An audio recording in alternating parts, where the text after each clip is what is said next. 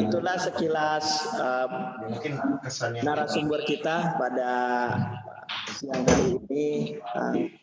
Bang Arto ini akan banyak sharing tentang social project campaign management. Bang, saya kasih waktu sekilas 15 atau 20 menit Bang untuk sharing tentang social project campaign management. Kemudian nanti ke depannya kita akan lebih banyak sesi sharing sama teman-teman yang di lapangan yang udah masuk ke tahap implementasi tahap ketiga nih, udah mau masuk finishing nih Bang. Nanti kami targetnya minggu kelima. Ya silakan Bang, dengan segala hormat.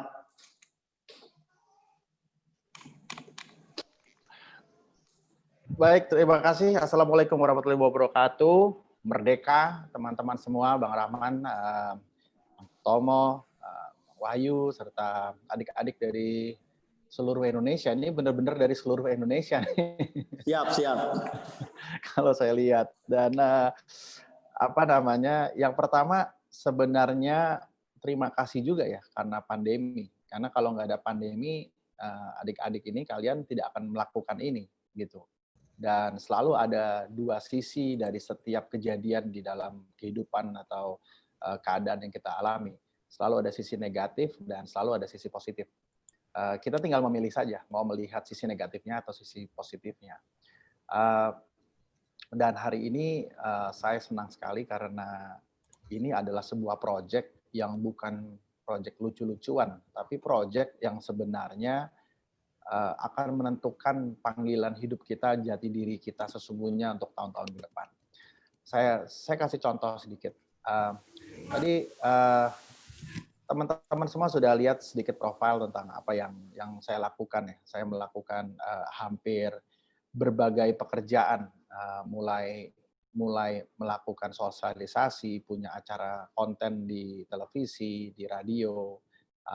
Saya keliling Indonesia dengan sepeda motor, bertemu dengan pemilik brand, bertemu dengan anak-anak muda dari berbagai desa. Itu enaknya sekarang. Tapi di 2003 ketika saya memulai itu, saya dianggap orang aneh ya. Dianggap orang gila, dianggap orang yang mau melakukan sesuatu yang nggak wajar, meninggalkan zona nyaman, dan melakukan sesuatu yang belum pernah orang lakukan pada masa itu. Dan itu sebenarnya adalah sebuah tantangan yang sangat menyenangkan bagi saya. Jadi yang pertama, kita harus tahu terlebih dahulu karakter kita sendiri. Saya tipe orang yang sangat suka sekali untuk dianggap sebagai underdog. Underdog itu artinya nggak akan pernah bisa menang. Di dalam tim, saya jarang sekali justru bergabung dengan tim-tim yang isinya jago-jago. Saya lebih suka bergabung sama tim yang biasa-biasa saja. Kenapa? Karena dengan menjadi biasa-biasa saja, kita akan berjuang untuk menjadi yang terbaik. Dan itu mendorong saya untuk selalu ingin maju. Nah, proses ini tidak gampang. Saya butuh waktu 10 tahun untuk sampai di titik di mana orang mulai percaya bahwa brand-brand lokal kita hebat-hebat. Kita bisa melakukan segalanya sih. Kalau hari ini kita bicara soal kemampuan berinovasi, Indonesia tidak kalah dengan negara lain. Kita bisa bikin sepatu, kita bisa bikin pesawat terbang, kita bisa bikin teknologi apapun yang kita mau buat, kita bisa. Hanya satu masalahnya adalah kita nggak bisa bikin brand. Karena brand adalah sebuah ilmu tingkat tinggi yang biasanya hanya dikuasai oleh segelintir orang di perusahaan-perusahaan besar atau di bidang-bidang strategis. Dan inilah yang kemudian di tahun 2003-2004 saya memulai inisiatif ini agar lebih banyak orang, lebih banyak entitas, lebih banyak inisiatif berbasis brand yang kemudian akan membawa brand atau apa yang kita lakukan memiliki keberlanjutan yang lebih. Nah, apa yang diinisiasikan hari ini dari program social project ini merefleksikan kepada apa yang saya alami belasan tahun yang lalu. Mungkin kalian akan merasa seperti orang aneh pulang ke kampung, ingin melakukan sesuatu yang di daerah kita itu tidak pernah terjadi sebelumnya. Dan kita merasa sendirian, kita merasa Dalam tanda petik kadang-kadang karena ini project, kita kadang-kadang merasa terpaksa untuk melakukannya. Dan itu hal yang wajar sekali. Ketika kita mengalami kesendirian, kita mengalami tergantungan. Maka pertemuan-pertemuan seperti ini, momen-momen seperti ini harus digunakan sebagai momen-momen di mana kita berkumpul bersama-sama saling menguatkan dan belajar dari mentor-mentor, pengajar-pengajar yang telah lebih dahulu melakukannya, dan kemudian kalian akan merasa, saya merasa lebih baik karena memang kita ada di komunitas yang didesain untuk melakukan dampak bagi orang lain. Dan kalau kita bicara soal brand, hari ini brand-brand keren, brand-brand hebat, brand-brand yang bisa mengubah banyak orang adalah brand yang memikirkan orang lain. Nah, itu kata kuncinya. Brand-brand yang memikirkan orang lain dan membuat orang lain menjadi lebih baik. Nah, salah satu indikator atau salah satu karakter yang paling terlihat dari sebuah brand yang memberikan kehidupan orang lebih baik adalah brand-brand yang memiliki basis social initiative. Karena social initiative itu berhubungan dengan orang lain. Kalau kita bicara di sektor makanan misalnya, ketika saya ingin membuat sebuah bakmi gitu ya, sebuah restoran bakmi. Ada yang salah nggak dengan restoran bakmi itu? Sebenarnya nggak ada yang salah sama sekali. Tapi kalau kita hanya memikirkan membuat sebuah bisnis dengan tujuan mendapatkan profit dan profitnya kemudian dipakai untuk saya dan keluarga, maka itu sudah biasa. Bisnis-bisnis seperti itu menjadi bisnis yang sudah ada sejak ratusan tahun yang lalu. Tapi hari ini kalau kita ingin berbisnis, kalau kita ingin melakukan sebuah inisiatif, kita selalu harus berpikir tentang 4P. Yang pertama adalah profit. Tentu saja kita harus berpikir bagaimana desa kita bisa terus bergerak menciptakan ekonomi yang lebih baik. Jadi tentu saja kita bicara profit. Dan itu wajar. Tapi yang kedua, kita sudah mulai bicara soal people. Bagaimana apapun yang kita lakukan, baik itu sebuah bisnis atau inisiatif atau sebuah inovasi, itu membuat orang lain jadi lebih baik. Kalau orang lain tidak jadi lebih baik atau tidak memiliki sebuah daya efektivitas yang sangat membedakan, maka dia tidak akan menjadi sesuatu apapun. Yang ketiga adalah planet. Kalau kita membuat sebuah inisiatif yang selalu berbenturan dengan planet, maka kita akan punya banyak musuh. Bahkan kemudian dia bisa berbalik menjadi bumerang bagi diri kita sendiri. Tapi kalau setiap inisiatif kita berhubungan dengan isu-isu planet, isu-isu lingkungan, isu-isu yang membuat dunia ini jadi lebih baik, maka kita akan punya banyak fans, akan punya banyak loyalis yang mendukung inisiatif itu, bahkan dalam hal yang paling kecil sekalipun. Dan yang keempat adalah purpose. Purpose itu adalah tujuan. Ketika kita melakukan sebuah inisiatif, maka tujuan menjadi goal-nya. Mungkin nanti adik-adik akan kebiasaan mendengarkan istilah rumput tetangga lebih hijau daripada rumput kita, gitu ya. Itu karena kita nggak punya tujuan. Kita selalu membandingkan desa sebelah, wilayah sebelah, bisnis sebelah, orang sebelah lebih baik dari kita. Karena kita sendiri sebenarnya nggak punya batasan atau patokan atau pengukuran di mana kisah atau titik kesuksesan kita. Dan it's okay kalau kita ingin menentukan titik kesuksesan itu dari diri kita sendiri. Nah, jadi 4 hal itu, profit, people, planet, dan purpose, ini harus menjadi dasar yang paling kuat ketika kita ingin membuat semua inisiatif. Dan inisiatif sosial, hampir 99% saya katakan memiliki 4 purpose itu.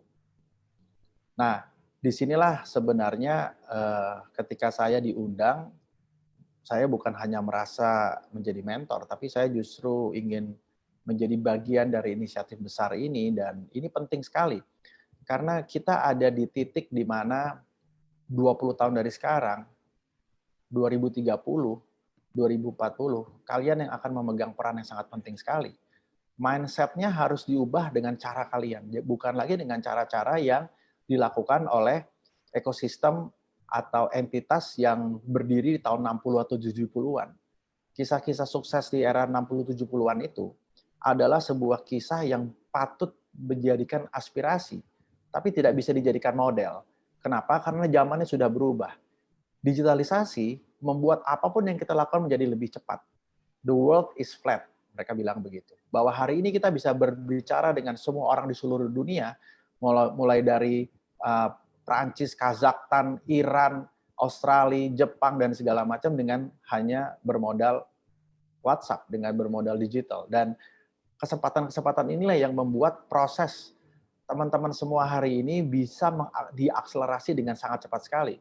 Apalagi dengan program-program sekarang ini, support-support dari inisiatif yang seperti ini akan membuat apa yang kita lakukan, apa yang pendahulu kita lakukan terlebih dahulu, puluhan tahun yang lalu, selama berbelas-belas atau berpuluh tahun, bisa kalian kejar hanya dalam waktu 5-10 tahun. Nah, tapi di satu sisi, ini yang jadi tantangan terbesar kita juga, bahwa salah satu kelemahan kita di era sekarang adalah banyaknya distraksi atau banyaknya noise, banyaknya suara-suara karena komunikasi hari ini menjadi sangat mudah. Di zaman saya mungkin, atau di zaman kakak-kakak ini, kita sangat terbatas sekali komunikasinya. Kita tidak punya digital pada saat itu, yang lahir di tahun 70-an mungkin juga merasakan bahwa televisi, radio, surat kabar itu menjadi satu-satunya medium. Hari ini dengan adanya media sosial, setiap hari kita terdistraksi oleh begitu banyak pesan. Dan pesan ini yang bisa jadi menarik, saya katakan, saya garis bawah sekali lagi, menarik purpose kita ke purpose yang lain. Dan ini yang jadi tantangan. Maka dalam proses-proses inisiatif sosial, kita membutuhkan keterikatan atau terkaitan antara diri kita dengan proyek tersebut. Maka ketika kalian kembali ke daerah masing-masing, disitulah titik keterikatannya. Kalau kita orang Aceh disuruh mengerjakan proyek di Jogja misalnya, bukannya tidak mau, tapi ada keterikatan yang berbeda. Sehingga inisiatif-inisiatif yang dilakukan di mana anak-anak muda kembali ke daerah, membangun daerahnya, itu benar-benar super keren banget. Dan masa depan ada di daerah, bukan lagi cuma di Jakarta, tapi ada di daerah. Kalian harus menjadi anak-anak muda baru yang menciptakan inovasi baru yang berdampak bagi orang lain. Nah, kembali kepada poin tadi, kata kuncinya sebenarnya adalah bagaimana inisiatif sosial yang kita jalankan ini mampu bertahan, atau kata dalam bahasa Inggrisnya sustain. Karena sustainability inilah yang menjadi tantangan terbesar kita. Nanti saya ingin mendengarkan apa yang kalian akan paparkan, apa yang akan kalian lakukan, dan kita akan coba berdiskusi tentang sustainability dari inisiatif-inisiatif ini. Karena itu tadi, banyaknya noise, banyaknya gangguan, godaan, dan potensi-potensi lain akan menarik konsentrasi kita untuk kemudian tidak fokus lagi kepada inisiatif ini. Maka yang ingin saya sampaikan kepada teman-teman sekalian adalah bahwa kunci sukses dari sebuah social project adalah bagaimana memastikan project ini sustain, berkelanjutan. Bukan hanya selesai ketika program ini selesai dan kita kembali ke kampus masing-masing dan kita lupa. Tapi bagaimana kita bisa menarik ini bertahun-tahun menjadi sebuah fondasi yang kuat di desa, di kampung, di daerah kita, sehingga itu menjadi sebuah platform atau sebagai sebuah modal agar desa tersebut bisa terus tumbuh dan berkembang. Dan disitulah ada satu rasa kebanggaan yang akan kita rasakan yang tidak akan bisa dinilai dari rupiah gitu. So, teman-teman, selamat berproses, jangan takut. Kalian sudah ada di ekosistem yang terbaik. Kalian sudah didukung oleh divisi dan orang-orang yang tepat untuk melakukan ini. Tinggal kembali lagi kepada diri pribadi. Sekuat apa dorongan kita untuk menciptakan sustainability ini. Bahkan bagi mereka yang juara, bagi mereka yang terpilih 10 besar sekalipun, tantangan terbesarnya adalah di diri kita sendiri, yaitu di sustainability itu. Dan ini yang menjadi tantangan. Nggak ada gunanya kita menjadi juara ketika apa yang kita lakukan kemudian tidak bisa bertahan, karena kita tidak fokus kepada inisiatif ini. Nah, semoga ini menjadi gambaran awal buat kita semua. Dan semoga ini bisa menjadi sebuah barometer juga ya buat universitas lain untuk bisa melihat apa yang teman-teman lakukan ini menurut saya sangat rare, sangat jarang sekali, dan ini bisa menjadi unsur yang pembeda yang sangat kuat sekali. Demikian dari saya, dan mudah-mudahan tahun depan program Brand Adventure bisa tayang lagi di televisi dan saya bisa keliling naik motor lagi untuk ketemu dengan desa-desa yang telah kalian kembangkan dan kita bisa angkat topik itu di layar kaca. So itu kira-kira pesannya Bang Rahman dan teman-teman semua, dan mari kita berproses, dan saya sudah nggak sabar untuk melihat paparan dari teman-teman sekalian. Wah, siap nih Bang Arto, luar biasa nih. Memang saya tertarik memang tentang keberlanjutan Bang. Memang outputnya kami buat acara ini tentang keberlanjutan. Kurang lebih 1,5 M Bang untuk 100 social project. Di anggaran antara 5 sampai 20 juta satu social project. Makanya saya minta ke teman-teman, kami secara administrasi nggak ribet Bang. Silakan Anda keluarkan ide gitu kan. Saya diskusi beberapa teman mahasiswa peserta, sempat ada Mas Rahman, ini model yang baru gitu kan. Kadang nih social project, lomba, kemudian kegiatan penelitian itu membuat kita terfokus pada administrasi.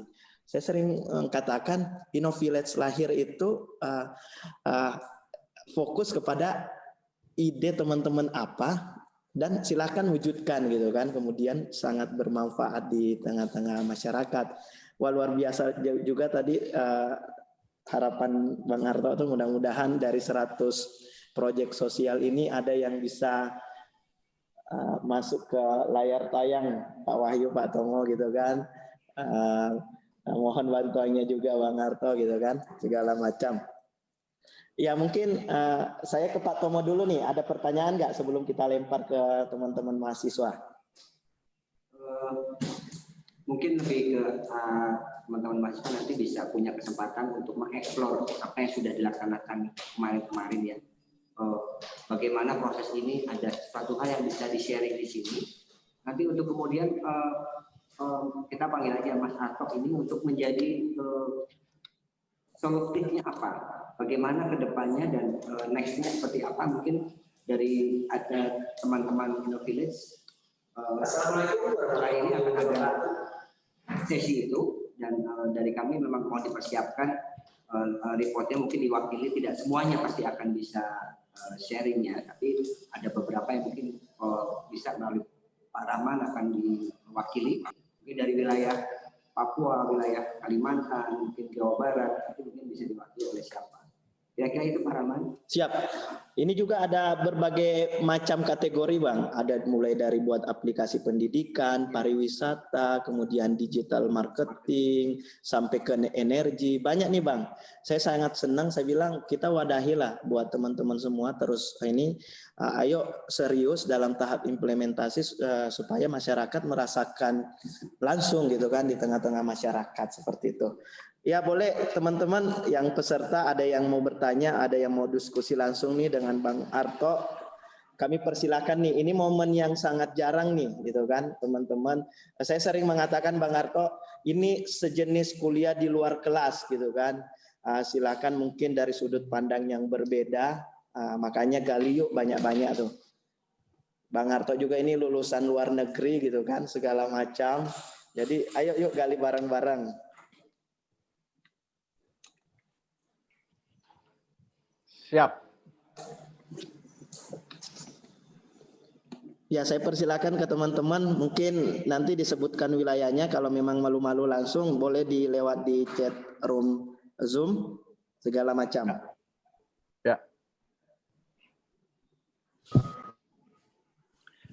Silakan untuk adik-adik yang mau tanya, mungkin mungkin kita juga bisa bagi ya pengalaman kita dalam manajemen ini dibagi menjadi beberapa tahapan atau bagian sesuai mungkin apa yang mentor-mentor kalian sudah sampaikan sebelumnya ya.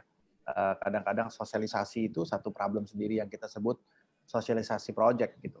Dalam satu project ada project-project kecil di dalamnya yang kita harus bisa selesaikan.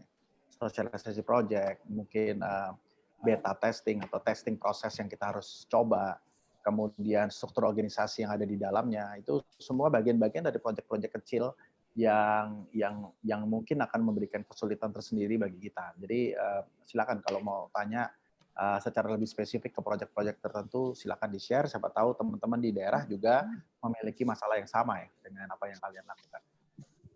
Betul. Mungkin saya lihatkan dulu salah satu videonya Bang yang udah masuk ke progres minggu kedua. Karena semuanya kita buat simple, yaitu teman-teman setiap minggu buat video Bang. Apa yang dia lakukan, bagaimana interaksi di lapangan, kemudian dia upload ke YouTube. Makanya saya sering bilang, ini bukan hanya lingkungan kampus yang lihat, tetapi udah seluruh Indonesia, bahkan mungkin dunia kan bisa ngelihat searching gitu kan, apa sih ini InnoVillage segala macam. Ini ada salah satu laporan teman-teman.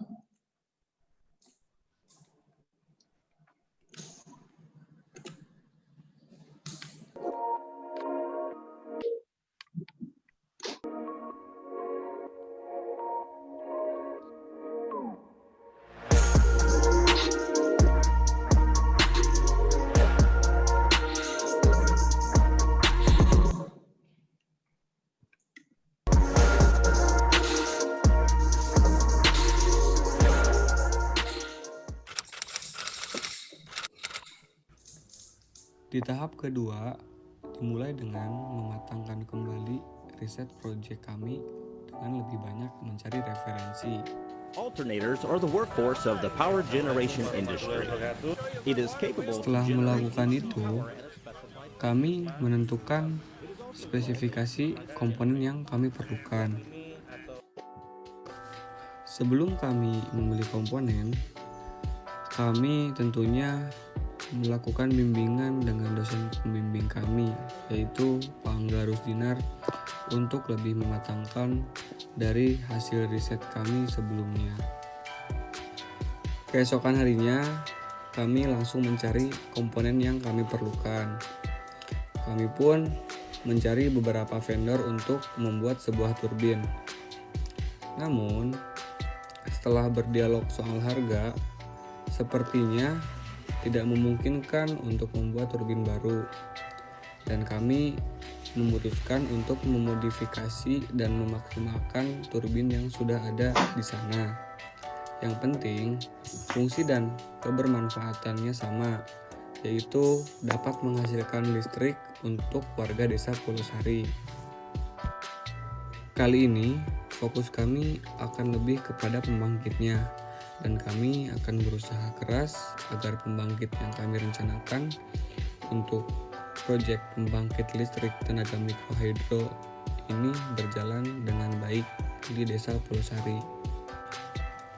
Jumat 13 November 2020, sebagian komponen yang kami perlukan seperti generator, aki, kabel, not MCU, dan beberapa komponen lainnya sudah kami beli, dan kami langsung mencobanya di workshop kami. Selama seminggu ini, kendala yang kami dapat yaitu kelangkaannya komponen-komponen yang kami perlukan, seperti inverter yang bertipe pure sine wave dan sensor PZM 004T V3. Harapannya, semoga rencana yang telah kami rencanakan berjalan dengan lancar dan bermanfaat bagi masyarakat. Kami optimis untuk mewujudkannya.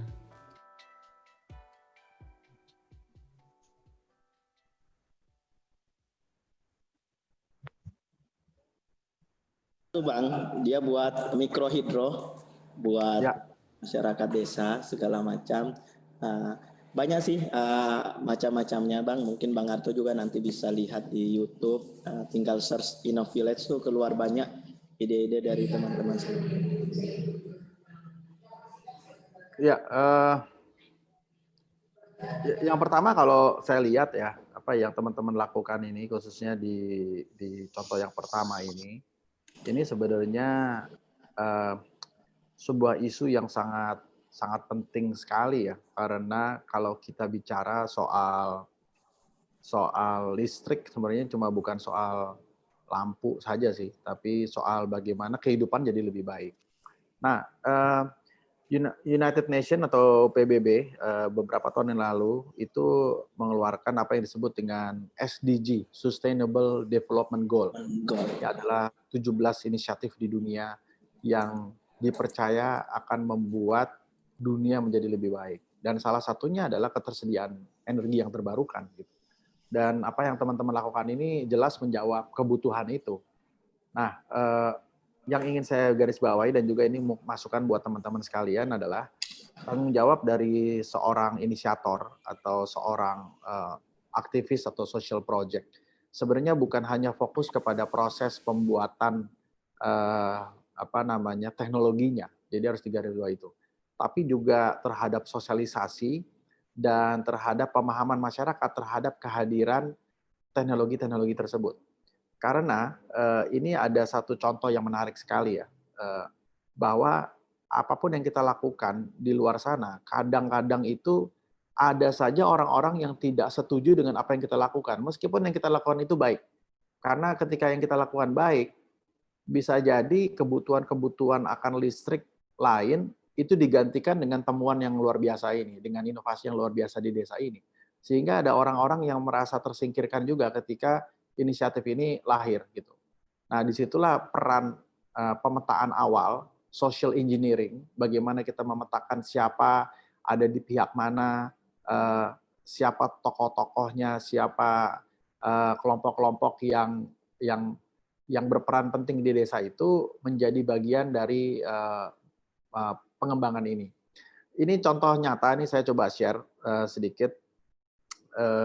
Kami sedang membuat sebuah inisiatif project di Tasikmalaya. Kebetulan ini adalah program pengembangan payung tasik ya. Payung Tasikmalaya ini adalah payung yang sangat terkenal, tapi sayangnya pengrajinnya sudah tinggal 4 orang. Sebagian besar yang paling muda usianya 75 tahun. Dan kami punya panggilan bersama dengan anak-anak muda di sana untuk menyelamatkan payung tasik sebagai sebuah budaya. Sehingga kami ingin meredesain ulang, lalu membrandingkan ulang konsep payung tasik sebagai payung yang sebenarnya bisa dipakai untuk kebutuhan sehari-hari, baik itu panas maupun hujan. Tujuan utamanya adalah membuat payung ini kembali hidup, dan tujuannya yang berikut adalah meningkatkan ekonomi daerah di tempat itu. Sayangnya memang nilai atau value dari payung tasik ini sangat rendah sekali karena kualitasnya dibuat seadanya. Sehingga akhirnya kami melakukan sebuah terobosan dengan bekerjasama dengan anak-anak muda setempat, sosok-sosok produk desainer setempat yang memang kemudian bisa merevitalisasi payung ini menjadi sesuatu yang punya nilai jual yang tinggi.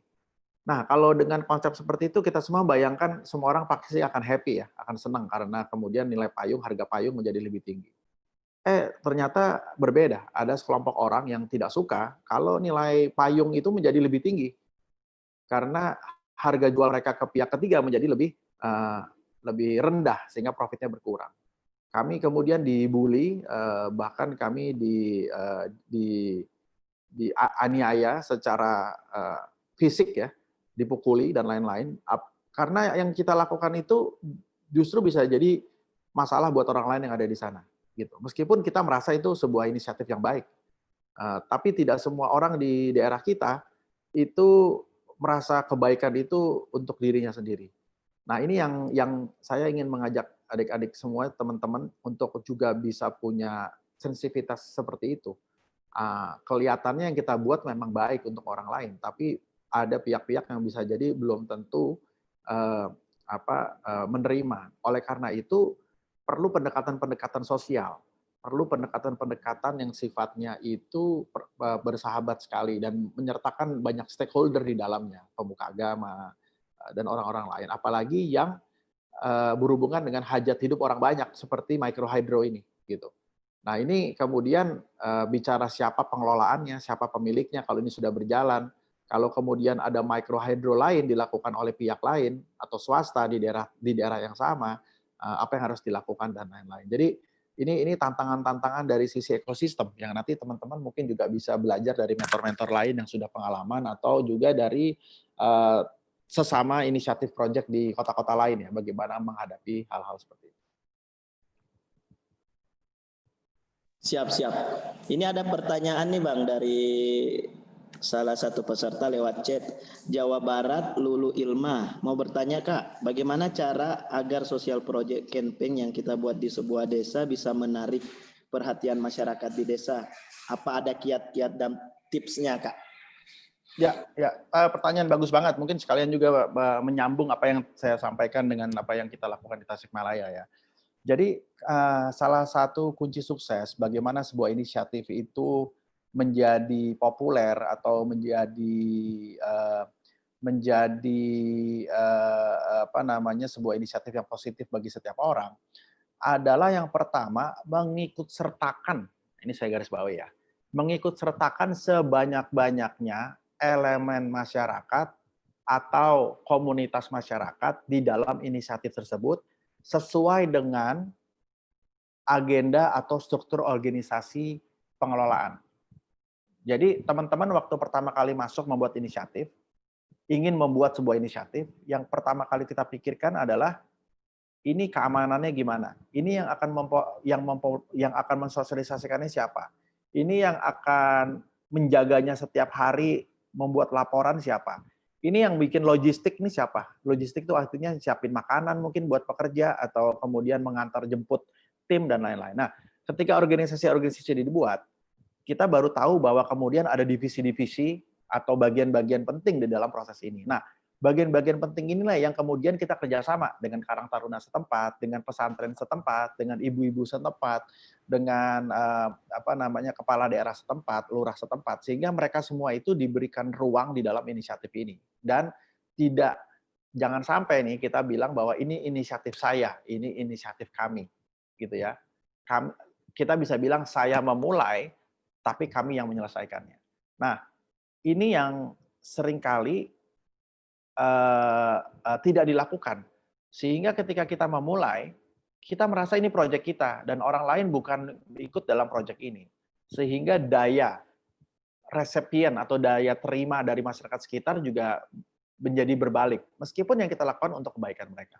Nah, disinilah peran penting tim ini, tim yang kalian bangun, ada yang berhubungan dengan masyarakat, ada yang berhubungan dengan sosialisasi, ada yang berhubungan dengan bagaimana memberikan kesempatan bagi setiap orang untuk ikutan di dalam inisiatif. Nah, ketika banyak entitas ikutan, maka proyek ini menjadi populer. Semua orang menjadi bagian dari proyek tersebut. Semua orang ingin berkontribusi sebagai bagian dari proyek tersebut. Nah, ketika kita punya jumlah yang lebih banyak daripada yang tidak menyukai, maka nanti pelan-pelan yang tidak menyukai juga akan menerima inisiatif ini secara lambat laun. Jadi kalau kemudian bagaimana masyarakat bisa tertarik, maka lakukan hal-hal yang tadi saya sampaikan ya. Ketika proyek ini dibangun tentu ada jam kerja. Ketika jam kerja dilakukan, kita perlu makan. Daripada kita beli dari restoran yang jauh, kita bisa pesan dari ibu-ibu setempat. Kita bisa tinggal di rumah-rumah setempat, ibu-ibu setempat atau warga setempat gitu, dan membayar kalau memang ada biaya yang harus dilakukan sebagai bagian dari proses kepemilikan bersama. So itu kata kuncinya. Nah dari situ nanti semua orang akan memfilarkan, semua warga atau entitas yang terkait dalam inisiatif itu akan ikutan mempopulerkan. Dan ketika kita ada pertemuan dengan kepala daerah biasanya gitu ya, kita ajak mereka semua hadir. Lalu kita perkenalkan satu-satu, Pak, ini yang bantu kita di bagian penyediaan ini, Pak. Ini yang membuat proses ini berjalan dengan baik karena kita dijaga oleh yang ini, Pak. Ini yang ini, Pak, ini, Pak. Sehingga semua orang menjadi bangga dan semua orang akan menjaga inisiatif itu bersama-sama. Siap. Lulu ada lagi nggak yang mau ditanyain? Boleh tahu nggak judulnya apa nih tadi Lulu nih? Lulu Ilma.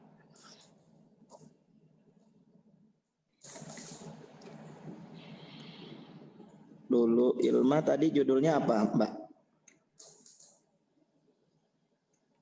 Masih mute ya? Oke, teman-teman yang lain masih ada nggak yang mau ditanyakan? Izin bertanya. Ayo silakan. Provinsi mana? Kalau bisa sebut juga judulnya apa, Mas? Saya dari Provinsi Jawa Barat dengan judul peningkatan penjualan kapulaga di Desa Purwajaya melalui digitalisasi media promosi. Ya. Pertanyaan saya itu, proyek sosial saya itu jadi masyarakat di sini yaitu 100%-nya itu bertani kapulaga. Nah, sosial project yang saya lakukan itu yaitu penjualan kapulaga itu di diekspor ke luar negeri sehingga harga dari produksi masyarakat itu meningkat. Nah, yang ingin saya tanyakan, saya ingin membuat organisasi pemuda di desa saya agar mereka itu lebih produktif untuk memanfaatkan lahan-lahan orang tuanya yang masih belum keurus. Nah, yang saya ingin tanyakan tuh bagaimana tips membuat organisasi pemuda agar mereka itu produktif untuk bertani kapulaga, Mas. Sekian. Terima Ya. kasih. Pertanyaan yang sangat realistik ya. Pertama begini, sama. Kami masuk ke proyek Payung Tasik itu karena kami merasa bahwa tidak ada anak muda di daerah itu yang ingin meneruskan. Kenapa? Karena harga jual payungnya rendah banget, sehingga nggak ada keuntungan. Tadi saya udah katakan ke teman-teman semua ada 4P tadi ya, profit tadi. Maka nggak salah, proyek sosial itu harus profitable. Ingat, itu harus digarisbawahi. Kalau proyek sosial itu tidak profitable, maka kita tidak bisa sustain. Sehingga akhirnya kita akan minta-minta terus gitu, minta-minta terus, dan akhirnya kalau kita capek proyeknya berhenti. Maka proyek ini harus bisa sustain dan menghasilkan. Nah, oleh karena itu tantangan dari teman-teman di sana adalah bagaimana anak-anak muda mau menggunakan lahan-lahan yang ada, lahan-lahan desa untuk menanam kapulaga. Nah, pertanyaannya kenapa nggak mau nanam? Karena belum ada satu kepastian apakah itu dari off-taker itu penyerapnya, orang yang akan membelinya, atau kemudian terhadap nilai jual per kilonya misalnya. Nah, ini perlu difasilitasi oleh siapa namanya? Yang tanya tadi? Bambang Ari Nugroho. Oke, ya, oleh Bambang Ari untuk memulai terlebih dahulu dengan menjadi sebuah model atau prototipe ya. Prototipe. Jadi selalu ketika teman-teman ingin melakukan sesuatu yang mengikut sertakan banyak orang, khususnya bagi area-area yang belum pernah dilakukan, seperti misalnya bagaimana orang-orang di daerah ini mau menanam kapulaga atau bagaimana kemudian semua orang mau menjadi petani garam atau dan lain-lain. Kita harus mulai dari modeling yang paling kecil dulu. Kita harus kasih contoh dulu ke mereka-mereka bahwa ini menjanjikan sebagai sebuah masa depan. Karena kalau tidak, nggak ada yang mau. Makanya proses yang benar itu setiap project harus dimulai dari skala-skala yang kecil. Bikin suksesnya dulu di skala itu, lalu mulai ke 11, dan akhirnya ke seluruh desa. Nah, ada beberapa cara yang kita bisa lakukan.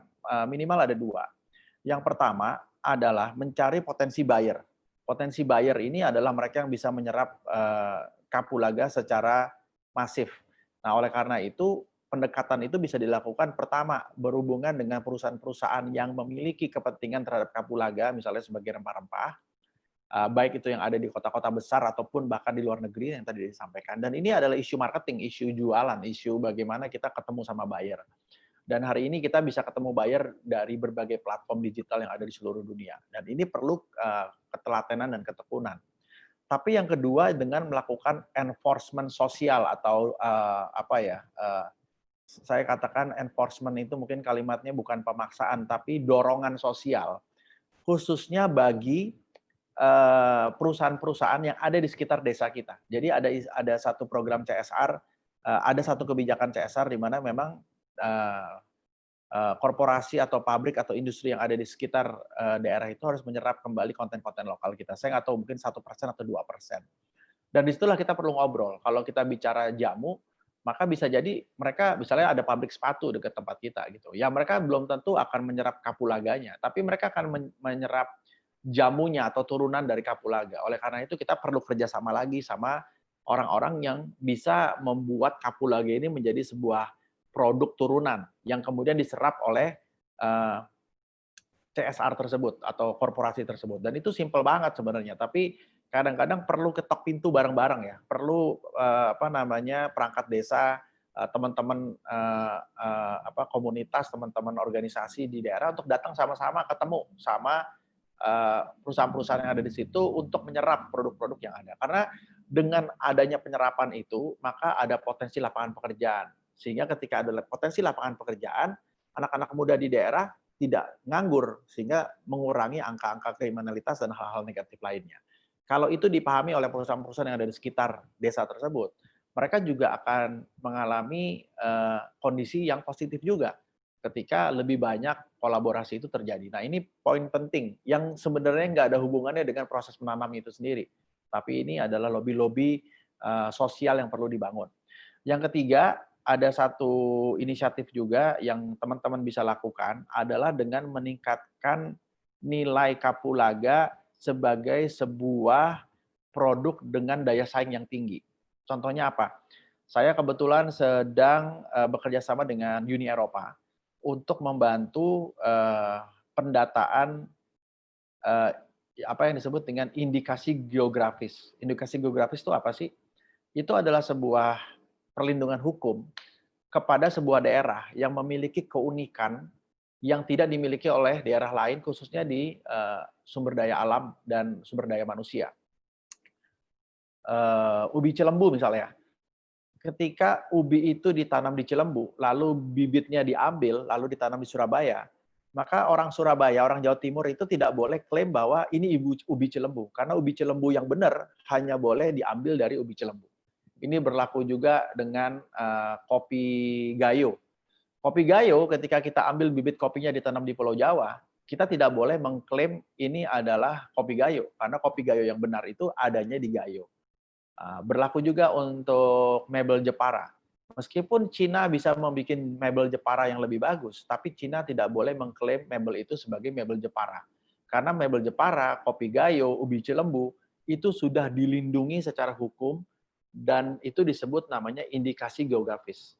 Nah, kalau kapulaga itu adalah sebuah keunikan di daerah tersebut, maka kita bisa mengajukan kepada pemerintah, dan kita akan mendapatkan stempel indikasi geografis tadi. Indikasi geografis ini otomatis menaikkan nilai jual kita. Nilai jual dari produk tersebut karena sudah tersertifikasi oleh yang disebut dengan indikasi geografis. Nah, nanti teman-teman dengan melakukan pendekatan-pendekatan itu sudah bisa bilang, Pak, ini kapulaga yang sudah terindikasi geografis, jadi sudah dilindungi oleh pemerintah.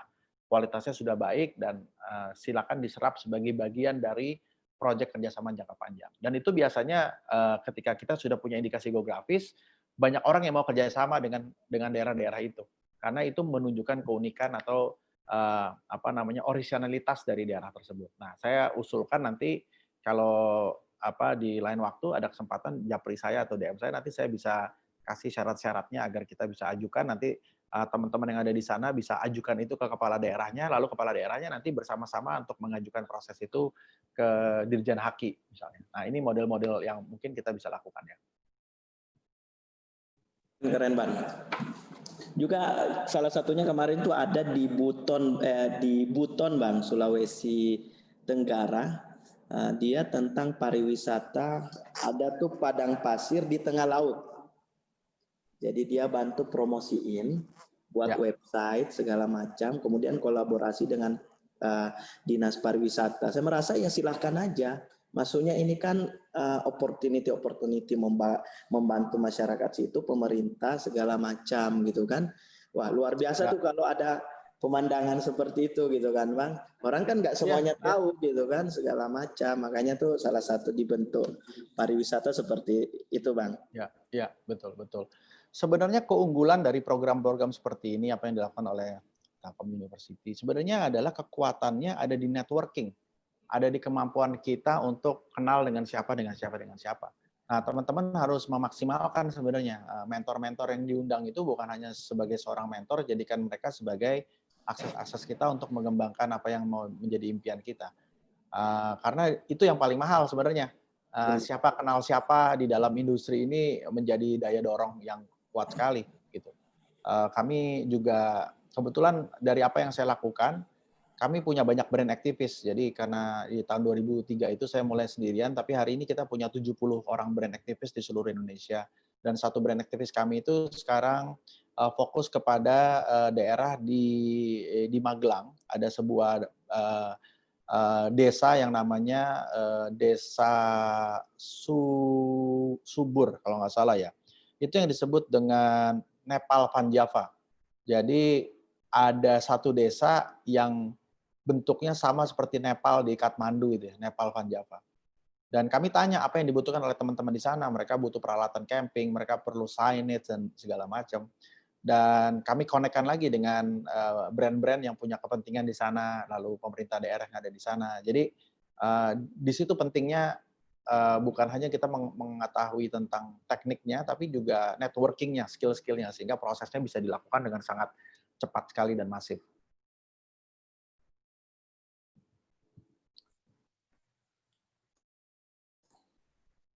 Kayaknya ada pertanyaan lagi deh.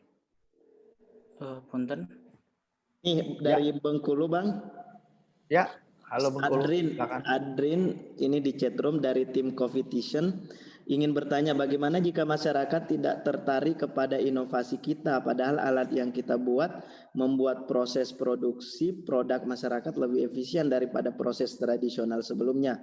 Karena masyarakat desa di sini kebanyakan menganggap negatif hal-hal yang pernah mereka lihat sebelumnya.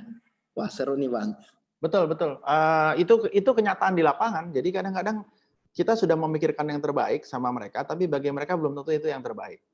Jadi jauh sebelum kita memulai sebuah inisiatif, kita harus bisa memetakan tingkat resistensi atau tingkat penerimaan masyarakat di sana terhadap inovasi atau hal-hal baru, karena itu nggak gampang. Kami memulai sebuah inisiatif di Kebumen ya. Kebumen itu secara spesifik ada satu daerah namanya Gombong.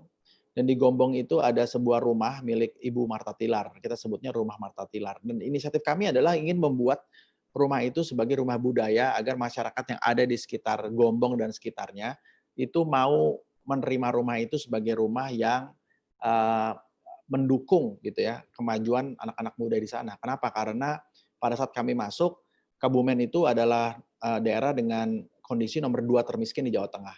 Kemudian anak-anak mudanya di usia 15-17 tahun mereka sudah keluar dari kota Kebumen karena banyak yang kemudian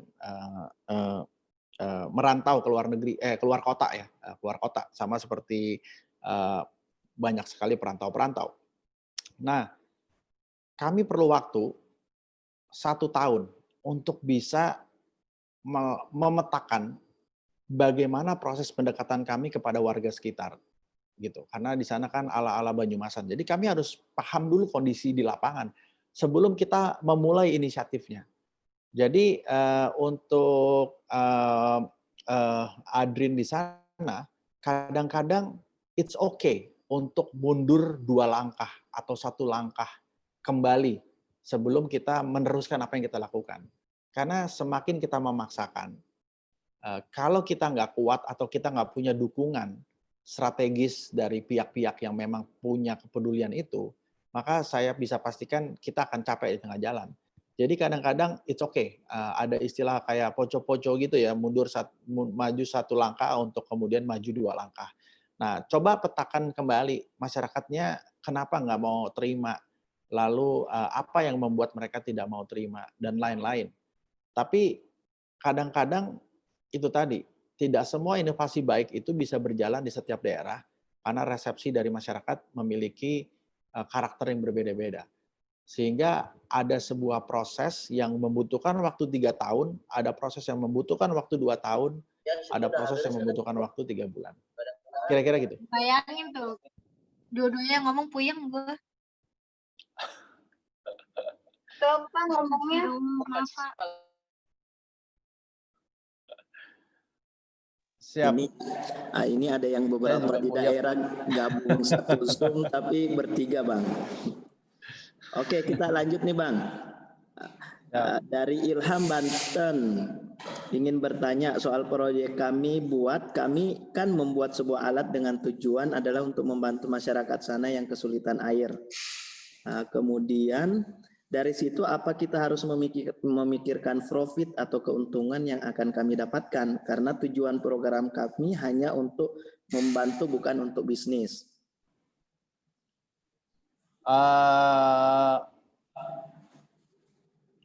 Dari situ apakah kita harus memikirkan profit keuntungan yang kami dapatkan? Tujuan program kami hanya membantu, bukan untuk bisnis. Ya, ketika air itu kemudian bisa dijadikan sebuah lahan profit, dan memang kita tidak punya keinginan untuk menciptakan profit bagi diri kita sendiri, maka kita bisa serahkan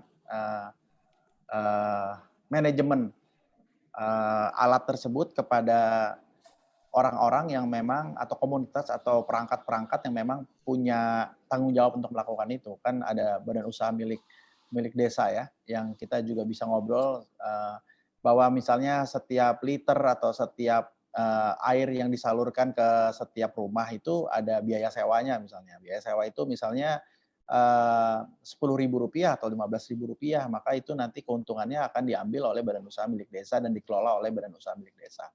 Jadi ya nggak apa-apa kalau kita nggak mau ambil, nggak apa-apa. Tapi kalau ada nilai profit dengan tujuan untuk memakmurkan daerah tersebut juga nggak apa-apa. Kalau nggak salah juga yang saya dengar PLN juga nggak keberatan untuk membeli daya-daya listrik dari energi-energi alternatif seperti microhydro tersebut ya, karena kegiatan tersebut membantu PLN juga yang saya dengar ya kalau nggak salah, dan juga mungkin institusi-institusi yang lain, lembaga-lembaga strategis yang lain juga begitu. Siap. Lanjut nih Bang, dari Jawa Barat, Tania. Selamat siang. Saya ingin bertanya bagaimana tips dan cara kami untuk menarik dan menentukan mitra yang tepat agar mau bekerja sama dengan program kami. Karena tujuan kami mencari mitra ini untuk membangun keberlanjutan program ini. Terima kasih. Terima kasih Tania, itu pertanyaan keren banget dan saya susah juga tuh jawabnya karena memang kadang-kadang kita perlu coba-coba ya atau uji coba. Tapi begini, saya belajar dari apa yang saya lakukan, makanya kami kemudian punya sebuah komunitas yang namanya Indonesia Brand Activist Network. Itu adalah sekelompok orang-orang, ada 70 orang sekarang di 50 kota di seluruh Indonesia yang melakukan hal yang sama seperti apa yang saya lakukan. Nah, mereka ini adalah anak-anak daerah, aktivis-aktivis daerah yang tahu medan dan daerahnya masing-masing. Jadi ketika kami katakanlah ada kerjasama dengan Telkom, lalu kami membuat inisiatif di kota tersebut, maka organisasi atau pihak-pihak yang layak bekerja sama dengan kami itu dikurasi oleh teman-teman di daerah yang memang sudah punya pengalaman dan pemahaman lebih jauh. Jadi PR-nya adalah bagaimana kita punya orang dalam, nah tanda petik gitu, yang memang sudah mengenal pihak-pihak yang memang sudah bisa dikenalkan di dalam inisiatif ini. Jadi kalau kita memang kita sendiri adalah orang dalam, maka yang kita bisa lakukan pertama adalah memilih berdasarkan input-input dari orang-orang yang ada di sekitar kita, yang khususnya mengenal sosok atau organisasi tersebut. Gitu. Itu yang udah paling penting ya, paling benar. Kalau kita orang daerah dan ada di daerah itu, tentu siapapun yang diajak kerjasama, kita pasti sudah lebih mengenal dibandingkan si inisiator proyeknya. Jadi itu perlu check and recheck sih terhadap proses itu. Tapi kalaupun kemudian kita sudah melakukan check dan recheck dan berjalan, selalu ada satu semacam dokumen sederhana yang menunjuk atau sebuah perjanjian sederhana yang mengatakan timbal balik. Kalau terjadi apa-apa, kami akan melakukan ini. Kalau terjadi yang sebaliknya, Anda boleh melakukan itu. Dan itu sebaiknya kita catat di dalam sebuah dokumen-dokumen kerjasama. Karena ini kan sifatnya sosial juga. Jadi nggak perlu dibikin sebuah perjanjian yang sifatnya resmi, tapi sebuah kayak nota kesepahaman, gitu, nota kesepakatan bersama untuk melakukan ini bersama-sama in case ke depan terjadi apa-apa. Bahkan kepada pihak-pihak yang memang sudah kita kenal dengan akrab. Tujuannya cuma dua sih. Pertama, memang ini menjadi sebuah pintu masuk yang resmi dan formal sebagai sebuah inisiatif sosial. Yang kedua, memang kemudian sebagai dokumen pendukung atau legalitas pendukung bagi setiap proyek yang sedang kita lakukan. Dan itu membuat kita berdua sama-sama nyaman ketika kita melakukan itu. Siap. Mungkin kita sebelum itu, Bang, saya mau liatin video salah satu lagi nih, yang menurut saya interaksi di lapangan dengan masyarakat. Mungkin buat teman-teman juga bisa jadi wejangan nih. Ini teman-teman kalian juga nih. Ini tentang aplikasi My Bidang untuk pengentasan stunting. Ini di Jawa Tengah.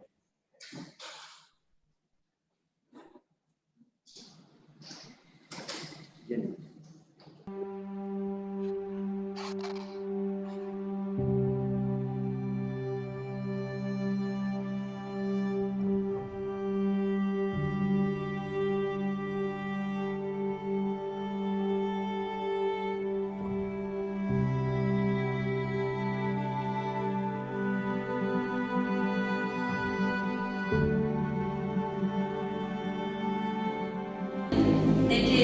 tetanus, difteri ya. Kalau dulu kan cuma tetanus toksain ya. Kenapa penjenengan dianjurkan untuk minum tablet tambah darah waktu malam tuh? Karena pada trimester pertama itu penjenengan masih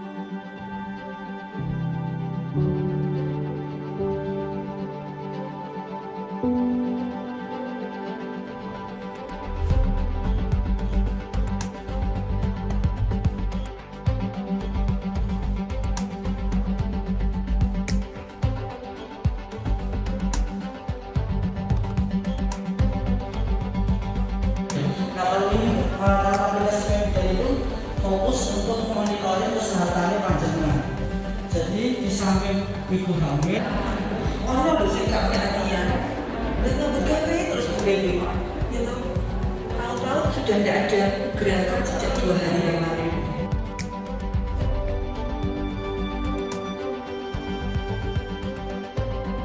Ada ibunya, akhirnya ngedrop. Akhirnya ibunya muncul. dan paling tinggi badannya berapa itu ada kan? Nah nanti diinputkan, lalu di sini ada progresnya. Ini baik dijaga. Nah nanti di situ kita ada misalkan suatu informasi-informasi tertentu yang bisa dipelajari oleh ibu-ibu semua. Gitu. Yang jelas, kalau videonya 2 menit, 3 menit, tapi informasinya dapat, itu akan pengen penasaran terus. Lihat terus.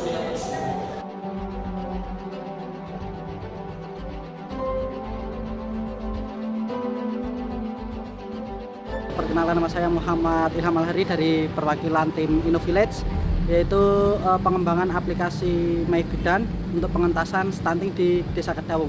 Alhamdulillah hari ini untuk progres minggu kedua kita berada di Balai Desa Kedawung untuk melaksanakan sosialisasi program InnoVillage, terutama pada pengenalan aplikasi My Bidan pada pertemuan ibu kelas hamil. Nah, nanti kita paparkan, kita sampaikan apa fungsi dari aplikasi My Bidan tersebut untuk kebermanfaatan dan keberlangsungan informasi-informasi yang akan didapatkan oleh ibu hamil untuk mengatasi program pengentasan stunting di Desa Kedawung.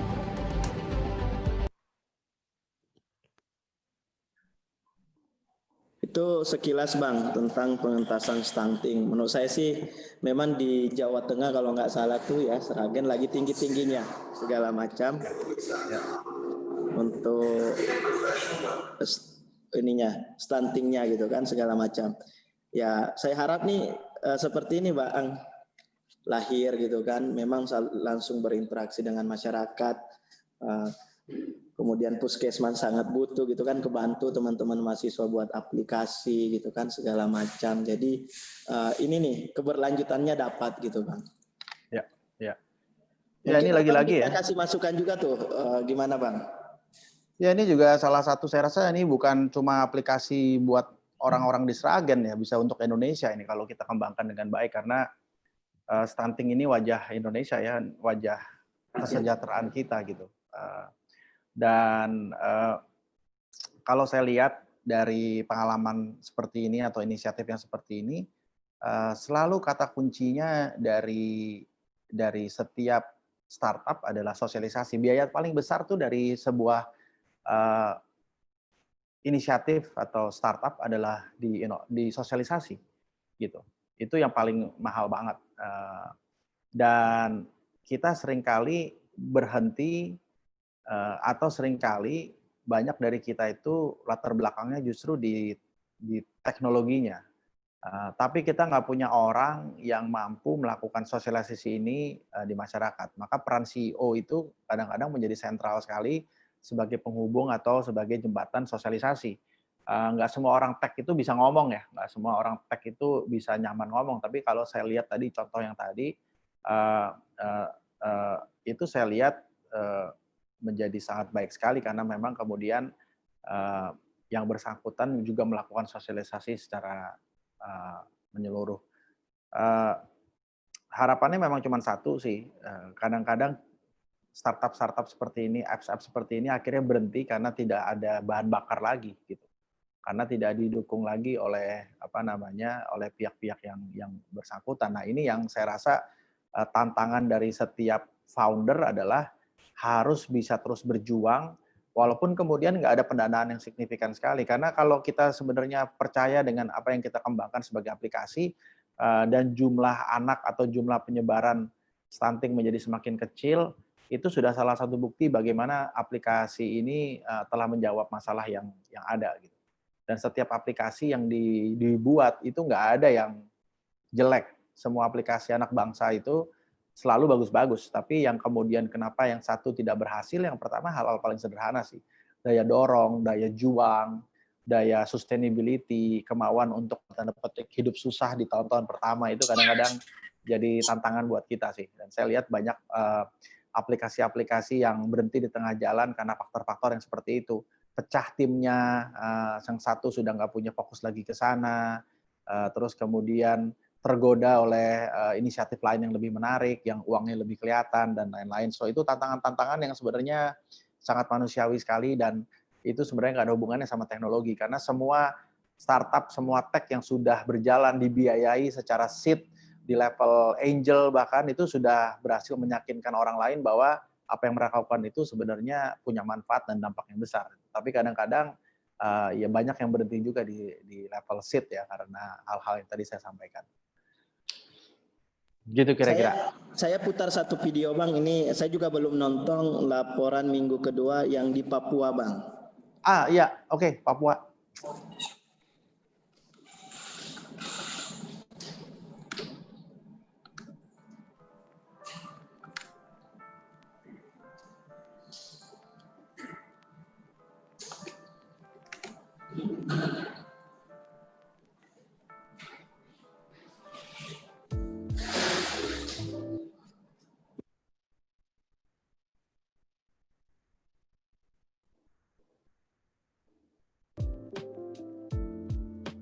Halo, perkenalkan nama saya Alvaro Septra Domingo Nau.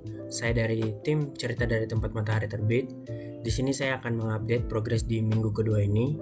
Jadi di minggu kedua ini, progres yang kita lakukan yaitu salah satu anggota tim Cerita dari Tempat Matahari Terbit yang berada di Bali telah bertemu dengan ketua atau pengurus yayasan atau komunitas di Bali, yang mana di sana ia sudah berkoordinasi dengan ketua yayasan tersebut dan menyampaikan secara garis besar tentang proyek kami ini, dan juga meminta 5 sampel anak yang akan dipakai buat proyek kita ini untuk menulis, dan nanti ditambah 15 anak dari Sorong, yang mana saya sendiri kemarin di minggu pertama sudah bertemu dengan ketua komunitasnya. Jadi total anak yang akan menulis yaitu 20 anak.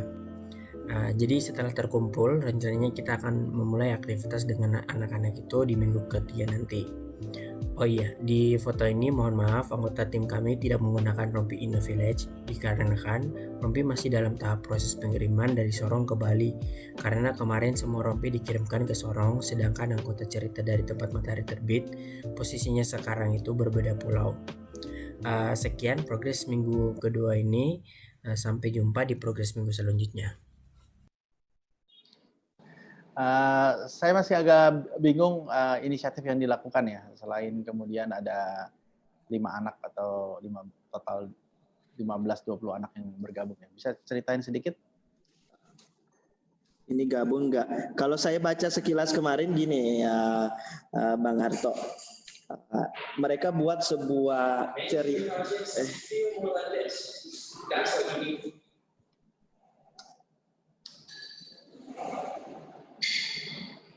Jadi dia buat sebuah seperti website Bang. kemudian dia buat cerita, karena dia berangkat dari bahwa selama ini nih masyarakat Indonesia itu paradigma tentang Papua itu seperti apa gitu kan, maksudnya mungkin lebih banyak yang negatifnya dibanding positifnya. Makanya dia bergerak gitu kan, tergerak hatinya untuk sepertinya saya harus buat cerita nih, apa sih cerita teman-teman di Papua gitu kan, apa sih realitanya di Papua seperti apa, sehingga orang Indonesia itu tahu juga gitu kan, kita ini satu kesatuan gitu kan, segala macam. Kadang kan orang taunya Papua itu bentrok lagi atau enggak Freeport gitu kan, segala macam. Tetapi ada cerita lain nih gitu kan, yang mungkin lebih wah dari daerah lain. Seperti itu sih Bang. Mungkin edukasi, lebih ke edukasi gitu Bang. Iya, iya.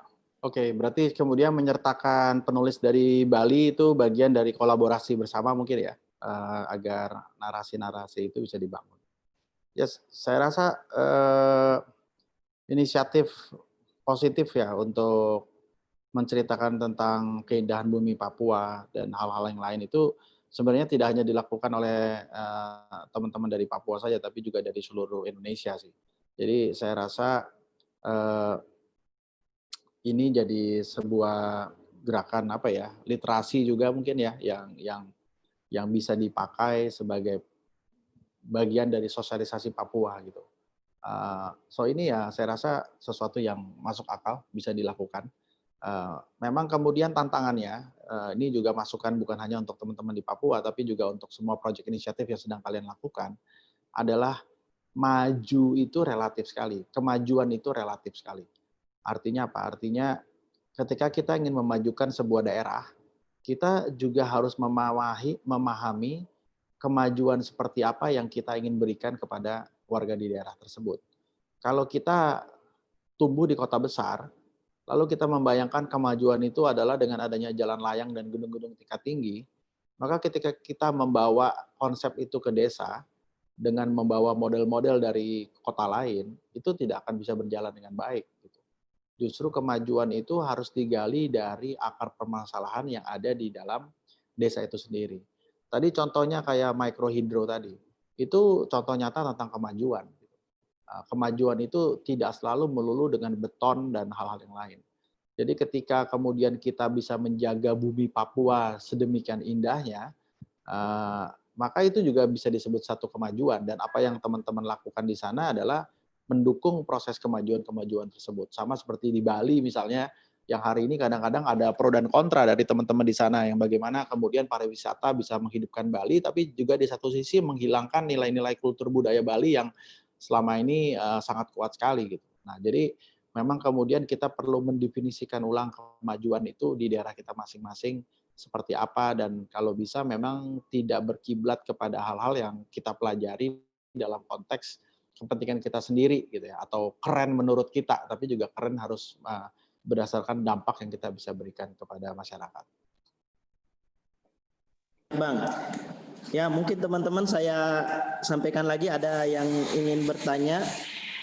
Ini ada yang Japri Bang bilang, bisa langsung nanti komunikasi dengan Bang Arto nggak? Nanti coba saya sampaikan, mungkin lebih mau diskusi ini nih, diskusi langsung gitu kan. Itu kemungkinannya bisa menang sih kalau Japri sama Mas Arto. Ya, siap. Mantap. IG-nya Mas. Ya tuh. Apa Instagramnya Mas? Karena kami jujur Bang, kami juga memang buat skemanya bahwa kami undang beberapa narasumber yang mungkin sudah terlibat langsung gitu kan, lebih paham, sudah mengalami, sehingga teman-teman ini ruang geraknya makin luas gitu kan, segala macam, bukan hanya menggugurkan kewajiban, oh saya lolos nih mendapat pendanaan, udah buat laporan selesai, tapi ada opportunity yang menunggu nih di depan kan. Ini membawa misi bukan hanya untuk kampus, tetapi udah misi Indonesia gitu kan. Betul. Macam. Makanya kenapa program ini InnoVillage ini jadi keren karena itu sih, karena kemudian ini bicara bukan lagi cuma untuk kepentingan internal ya atau bahkan kampus, tapi ini peran serta nyata dari zaman kuliah. Coba bayangin, saya di zaman kuliah belum sempat bikin kayak ginian, baru mulai berkontribusi nyata itu dalam tanda petik setelah mulai kerja. Kalian mulainya dari usia kuliah, itu keren banget sih. Ya, makanya kemarin Mas Menteri Nadiem, Bang, kan meluncurkan tentang program Kampus Merdeka, Merdeka Belajar, terutama tentang mendorong itu ruang gerak mahasiswa itu ayo turun ke masyarakat, kuliah kerja nyata, segala macam, mengabdi ke masyarakat gitu kan.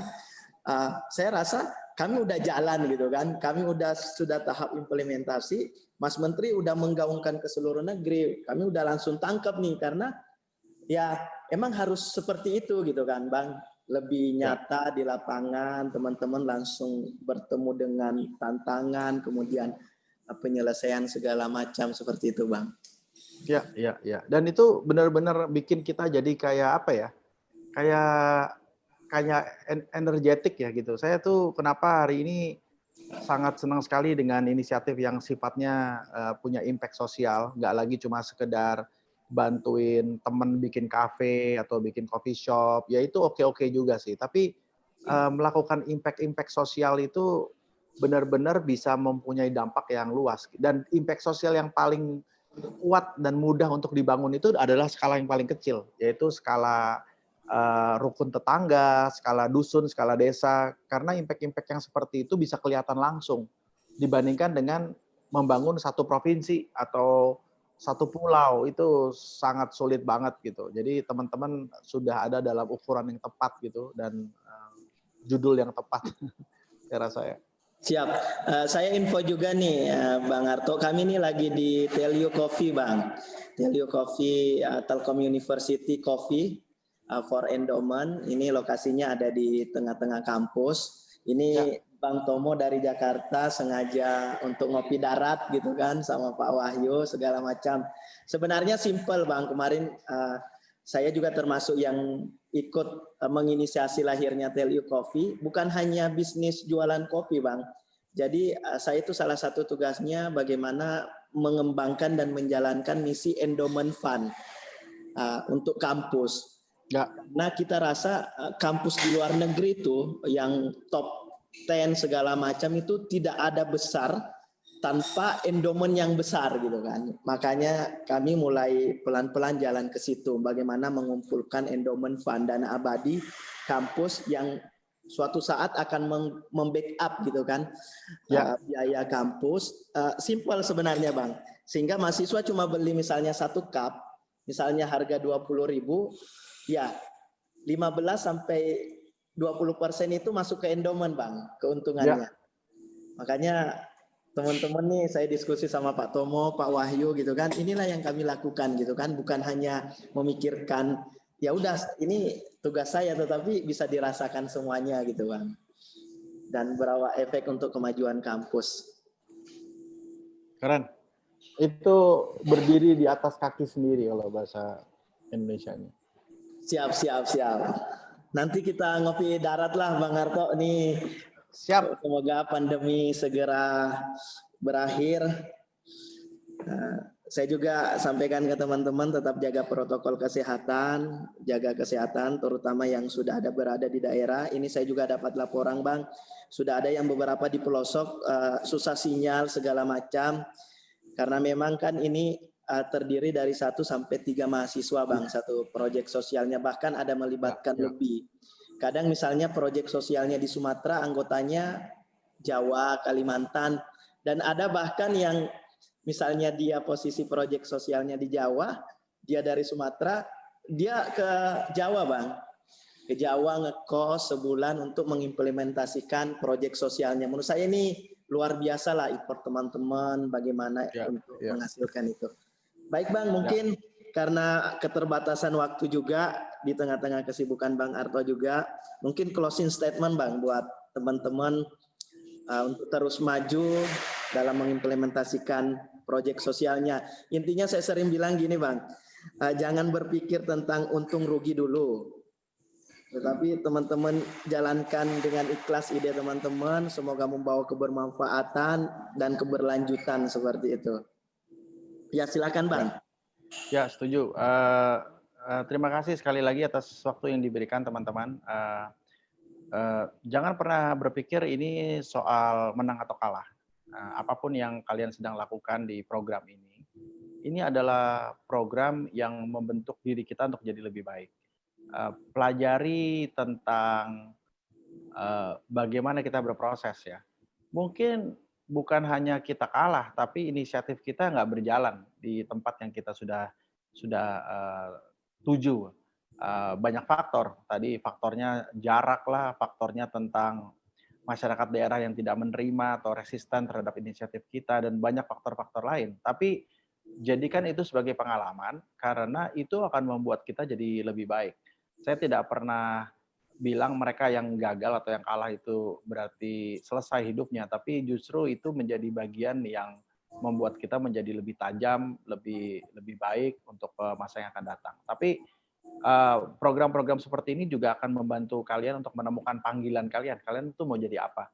Kita punya opsi banyak banget di luar sana. Ketika kalian selesai lulus, kalian bisa mulai jadi entrepreneur sampai seorang inventor, penemu, peneliti, aktivis, apapun yang kalian inginkan tuh sekarang hari ini ada di negeri ini. Dan itu yang paling penting dari program ini. Adalah program ini akan mengasah kalian menjadi manusia yang lebih baik secara pribadi dan juga secara individu. Dan terus berlatih dengan program-program seperti ini, bukan hanya satu kali. Apalagi mereka yang kemudian terpilih dan berhasil, ini bukanlah sebuah pencapaian yang ultimate, tapi bagian dari proses kita untuk mempertajam diri kita agar menjadi anak-anak muda di masa yang akan datang. Ingat loh, masa depan kita ada di tangan kalian, dan program-program seperti ini didesain bukan hanya untuk membuat kalian lulus dengan nilai baik, tapi juga bermakna bagi orang lain dan Indonesia. Kira-kira begitu. Dan kalau ada apa-apa, DM saya, ada pertanyaan-pertanyaan yang sifatnya bingung, nanti DM saya. Nanti saya coba hubungkan dengan teman-teman yang lain yang mungkin punya kapasitas yang sama, atau kalau nanti saya bisa jawab, saya pasti akan jawab. Yang penting jangan pernah berhenti, bernetworking, bangun jejaring, dan insya Allah semua yang kita lakukan itu bisa bermanfaat bagi banyak orang. Luar biasa, terima kasih Bang Arto. Ini teman-teman tadi udah satu jalan lagi nih menurut saya gitu kan, ketika Bang Arto menyiapkan waktu untuk dihubungi, diskusi segala macam. Ya inilah salah satu mungkin menurut saya inilah keuntungan mengikuti program seperti ini Bang, menambah networking, menambah kenalan, menambah wawasan gitu kan. Mungkin teman-teman silahkan bisa dimanfaatkan dengan baik gitu kan. Jarang loh yang mendapatkan momen seperti ini. Bayangkan Bang, dari 300 proyek sosial gitu kan, Anda terpilih menjadi 100, kemudian didanai gitu kan, segala macam.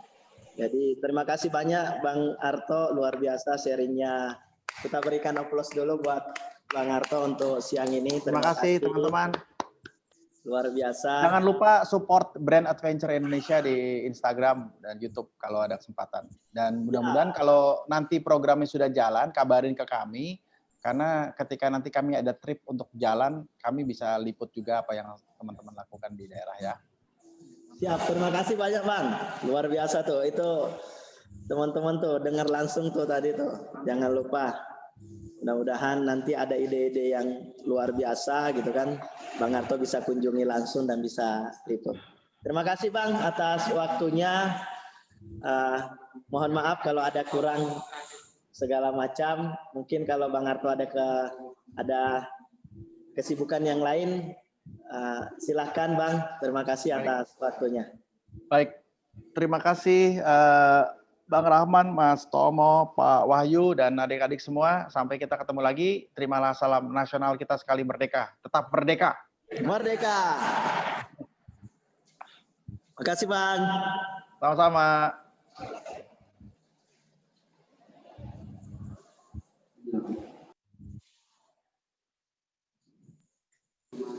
Terima kasih ya buat teman-teman sekalian.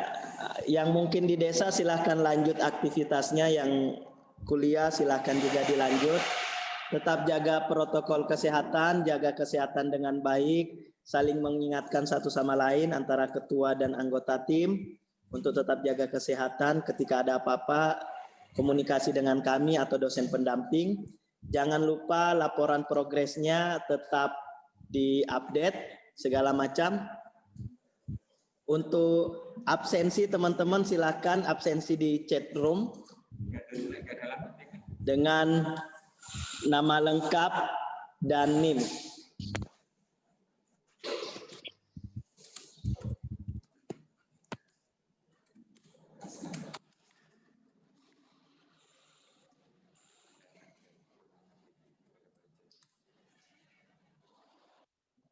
Sehat selalu. Terima kasih atas waktunya buat teman-teman. Assalamualaikum warahmatullahi wabarakatuh.